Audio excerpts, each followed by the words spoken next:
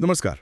आज हम भारत के उत्तर पूर्व के एक ऐसे कोने की तरफ चल रहे हैं जहां पहाड़ हैं, खूबसूरती है और साथ में है एक गहरा रहस्य। हाँ, अरुणाचल प्रदेश की जीरो वैली, बिल्कुल, जीरो वैली। जो अपने हरे भरे नज़ारों के लिए तो फेमस है ही, और वहाँ के जो आपतानी जनजाति है उनके अनोखे रहन सहन के लिए भी। सही। पर आज हम सिर्फ खूबसूरती की बात नहीं करेंगे, बल्कि उन अनसुलझे पहलुओं पर जोर देंगे जो इसे और भी दिलचस्प बनाते हैं। हमारे पास जो जानकारी है वो जीरो वैली से जुड़ी कुछ रहस्यमयी घटनाओं और कहानियों पर थोड़ी रोशनी डालती है। हाँ, वही पहलू जो कभी-कभी लगता है कि विज्ञान और तर्क की सीमाओं को चुनौती दे रहे हैं। जैसे जैसे वो रात के सन्नाटे में गूंजने वाली अजीब सी आवाजें, या फिर एहसास होना कि कोई है पर दिख नहीं रहा। तो आज इन्हीं जानकारियों के आधार पर हम जीरो वैली के इन रहस्यों की परतें खोलने की कोशिश करेंगे। समझने की कोशिश करेंगे कि आखिर ऐसा क्या है जो इस घाटी को इतना खास, इतना रहस्यमयी बनाता है। चलिए तो फिर जरा उस माहौल में उतरते हैं। बिल्कुल सोचिए, चारों तरफ घने जंगल, ऊंचे ऊंचे पेड़, बिल्कुल, हरियाली ही हरियाली। हवा में हल्की सी ठंडक है और पत्तों की सरसराहट के अलावा बस गहरा सन्नाटा। ये शांति अच्छी भी लगती है, पर थोड़ी अनजानी सी भी है ना? बिल्कुल, और इसी गहरे सन्नाटे में जैसे ही रात गहराती है कुछ अजीब होना शुरू होता है। क्या? तेज सीटी बजने जैसी आवाजें हवा में तैरने लगती हैं और पता नहीं चलता कहाँ से आ रही हैं।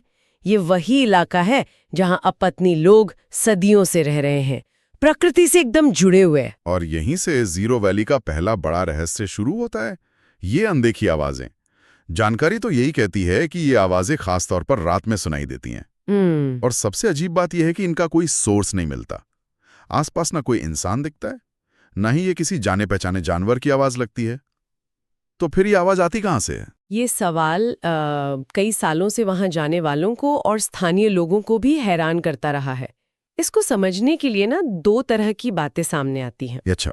एक तो है वैज्ञानिक नजरिया, जो इसे कुदरती वजहों से समझाने की कोशिश करता है।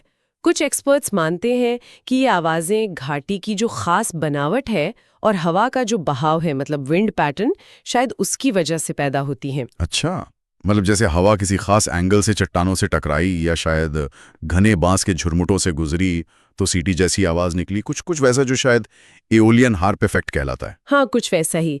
ये एक मुमकिन वैज्ञानिक व्याख्या है। हवा का तेज बहाव, घाटी की संरचना, तापमान, नमी, ये सब चीजें मिलकर ऐसी आवाजें बना सकती हैं जो सुनने में अजीब लगें, पर ये अभी सिर्फ एक थ्योरी है, मतलब पूरी तरह से साबित नहीं हुई है। और दूसरी तरफ स्थानीय लोग क्या कहते हैं? उनकी भी तो अपनी कोई मान्यता होगी। बिल्कुल, और वो मान्यता विज्ञान से एकदम अलग है। अपतानी समुदाय के लोग, उनकी पीढ़ियों का ये विश्वास है कि ये आवाजें कोई नेचुरल घटना नहीं है। तो फिर उनका मानना है कि ये जंगल की आत्माओं की आवाजें हैं, या कह लीजिए घाटी के जो अदृश्य संरक्षक हैं उनकी। वो मानते हैं कि ये आत्माएं घाटी की और वहां रहने वालों की रक्षा करती हैं, और ये आवाजें उनकी मौजूदगी का सबूत है। अरे वाह, ये तो बहुत दिलचस्प है। एक तरफ विज्ञान है जो नियमों में जवाब ढूंढ रहा है, और दूसरी तरफ एक गहरा आध्यात्मिक विश्वास। हाँ, ये सिर्फ दो अलग नजरिए नहीं है। ये दिखाते हैं कि कैसे एक ही चीज को विज्ञान अपनी कसौटी पर परखता है और स्थानीय संस्कृति उसे अपने विश्वासों में बुन लेती है। जीरो वैली हमें सोचने पे मजबूर करती है कि क्या ज्ञान का बस एक ही तरीका है। सही कहा। और यही चीज इस रहस्य को और उलझा देती है। कोई आसान जवाब नहीं है यहाँ। जानकारी हमें दोनों पहलू दिखाती है, वैज्ञानिक संभावना भी और लोक मान्यता की गहराई भी। और सवाल खुला रह जाता है कि क्या हर चीज की व्याख्या हमारे आज के ज्ञान से हो सकती है, या कुछ चीजें वाकई हमारी समझ से बाहर है। इन आवाजों में रहस्य के अलावा जीरो वैली में एक और परत है जो लोगों को हैरान करती है। वो है अनदेखी शक्तियों या परछाइयों का एहसास। ऐसा कहा जाता है कि घाटी में कुछ है जो दिखता नहीं पर महसूस होता है। हाँ, और ये सिर्फ कोई धुंधला सा एहसास नहीं है। अपतानी जनजाति के कई बुजुर्ग हैं जिनका ये पक्का विश्वास है कि घाटी में कुछ अदृश्य शक्तियां रहती हैं। और दिलचस्प बात यह है कि वो मानते हैं कि ये शक्तियां आम तौर पर इंसानों को कोई नुकसान नहीं पहुंचाती, पर अपनी मौजूदगी का एहसास जरूर कराती हैं, जैसे वो वहां हैं और देख रही हैं। ये तो सुनने में ही थोड़ी सी हैरान होती है। सिर्फ महसूस होना एक बात है, पर क्या क्या कोई और सबूत भी बताए जाते हैं, जैसे किसी ने कुछ देखा हो? बिल्कुल। कई ट्रैवलर्स, ट्रेकर्स ने अपने अनुभव बताए हैं। कुछ लोग कहते हैं कि रात के अंधेरे में जब वो टॉर्च की रोशनी जंगल में डालते हैं तो कभी-कभी उन्हें पेड़ों के बीच या झाड़ियों में तेजी से हिलती हुई परछाइयां दिखती हैं। परछाइयां? हाँ, लेकिन जब वो रोशनी रोकते हैं या उस जगह जाकर देखते हैं तो वहां कोई नहीं होता। अंधेरे जंगल में हिलती परछाइयां और फिर वहां किसी का ना मिलना, ये वाकई अजीब और शायद थोड़ा डरावना भी हो सकता है। दिमाग फौरन सोचने लगता है कि वो क्या था। बिल्कुल। और यहीं पर फिर वही सवाल उठता है, ये अनुभव कितने असली हैं? क्या ये वाकई किसी अनदेखी शक्ति का सबूत है, या फिर ये हमारे मन का और उस माहौल का मिला-जुला असर है?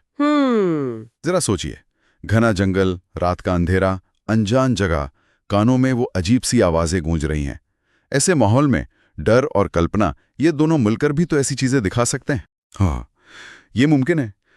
जिसे शायद पेरिडोलिया कहते हैं, जब हमारा दिमाग धुंधली चीजों में भी जाने पहचाने पैटर्न ढूंढ लेता है। सही। जैसे बादलों में चेहरे दिखना या अंधेरे में परछाइयां। और डर या उम्मीद भी हमारी धारणा को बदल सकती है। बिल्कुल। और जो कहानियां सुनी होती हैं वो भी असर करती हैं।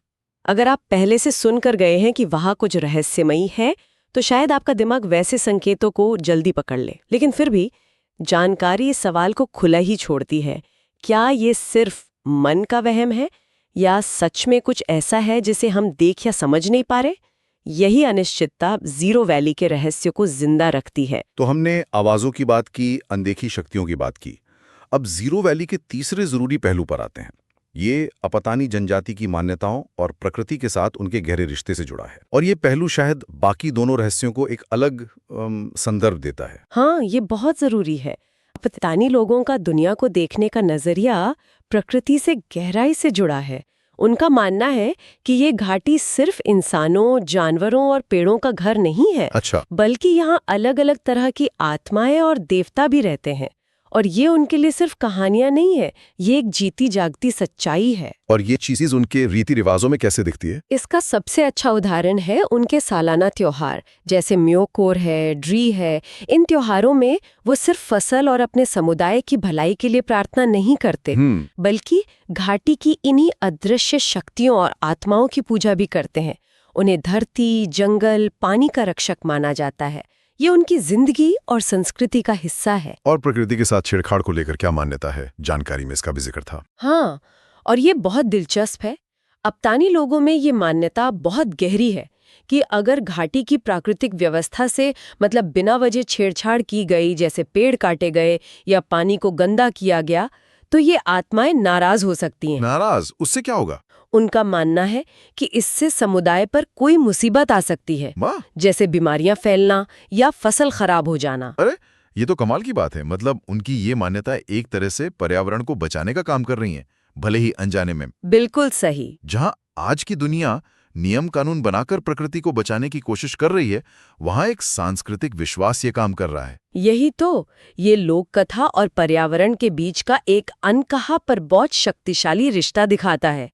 हो सकता है कि इसी सम्मान या शायद डर की भावना ने अपतानी लोगों को सदियों से ऐसी खेती करने के तरीके अपनाने को प्रेरित किया हो जो टिकाऊ हो, जैसे उनकी वो अनोखी धान मछली वाली खेती। हाँ, सुना है उसके बारे में। या जंगल का प्रबंधन, पेड़ों को पवित्र मानना या काटने से पहले आत्माओं से इजाजत लेना।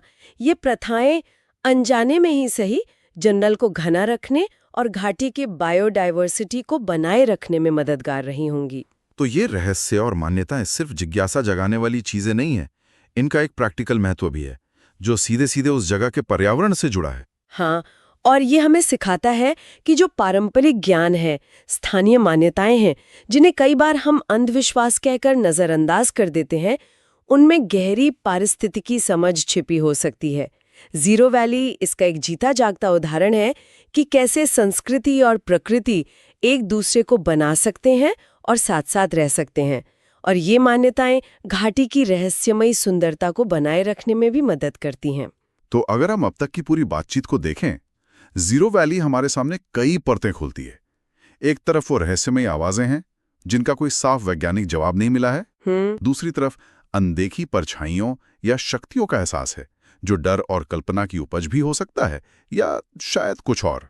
बिल्कुल। और इन सब के बीच है अपतानी जनजाति की गहरी आस्था, जो प्रकृति और अदृश्य शक्तियों के सम्मान पर टिकी है, और जिसने अनजाने में ही सही इस घाटी के पर्यावरण को सहेजने में मदद की है। एकदम सही कहा। और ये सारी बातें मिलके एक बड़े सवाल पर आके रुक जाती हैं। जीरो वैली में जो कुछ भी महसूस किया जाता है, क्या वो सब कुछ प्राकृतिक घटनाओं, इंसानी सोच और सांस्कृतिक विश्वासों का एक जटिल मिश्रण है, या फिर क्या वहाँ वाकई कुछ ऐसा है जो हमारी आज की वैज्ञानिक समझ और तर्क की हदों से परे है? कोई अलौकिक तत्व? ये सवाल शायद हमेशा रहेगा, और शायद यही जीरो वैली का असली जादू है ना? ये अज्ञात का एक बुलावा है, एक ऐसी जगह जो हमें याद दिलाती है कि दुनिया में सब कुछ जान लिया गया है, समझ लिया गया है, ऐसा नहीं है। बिल्कुल। ऐसी जगह इंसानी कल्पना को उड़ान देती हैं। प्रकृति की सुंदरता, प्राचीन संस्कृति और अज्ञात का ये जो मेल है, ये हमें सोचने पे मजबूर करता है कि असलियत के कितने पहलू हो सकते हैं। ये उन चीज़ों का प्रतीक है जो हमारी रोज़मर्रा की तार्किक दुनिया से परे हो सकती हैं। तो आज हमने जीरो वैली के उन रहस्यों और मान्यताओं की पड़ताल की जो हमें मिली जानकारी के आधार पर थी। हमने देखा कि कैसे रात की अजीब आवाज़ें, वो कथित अनदेखी शक्तियां और अपतानी लोगों के प्रकृति से जुड़ी गहरी आस्थाएं, ये सब मिलकर इस जगह को एक अनोखी पहचान देते हैं। और ज़रूरी बात यह है कि इन रहस्यों का कोई एक पक्का जवाब पेश नहीं किया गया है। जीरो वैली एक पहेली बनी हुई है जो हमें विनम्रता सिखाती है कि शायद दुनिया में बहुत कुछ ऐसा है जिसे हम अभी नहीं जानते और शायद कभी जान भी न पाएं। ये वाकई सोचने का एक नया नजरिया देता है कि रहस्यों का बचा रहना, वहाँ की जो अनोखी संस्कृतियाँ हैं, उनके वजूद और वहाँ के नाजुक पर्यावरण के संरक्षण से कितना गहरा जुड़ा है। ये सोचने वाली बात है। जब आधुनिकता अपने विज्ञान और विकास के मॉडल के साथ इन पुरानी और रहस्यमय जगहों पर दस्तक देती है, तो क्या होता है? क्या हम अनजाने में उन रहस्यों को, उन संस्कृतियों को और उस पर्यावरण को खत्म कर देते हैं जिससे वो मान्यताएं सहेजती आई हैं? या क्या कोई ऐसा संतुलन मुमकिन है जहां आधुनिकता और रहस्य साथ साथ रह सके? ये एक बेहद जरूरी और आज के समय का सवाल है। इस पर सोचना होगा कि हम तरक्की के नाम पर क्या खो रहे हैं और क्या पा रहे हैं। खैर, जीरो वैली की इस रहस्यमय दुनिया की हमारी आज की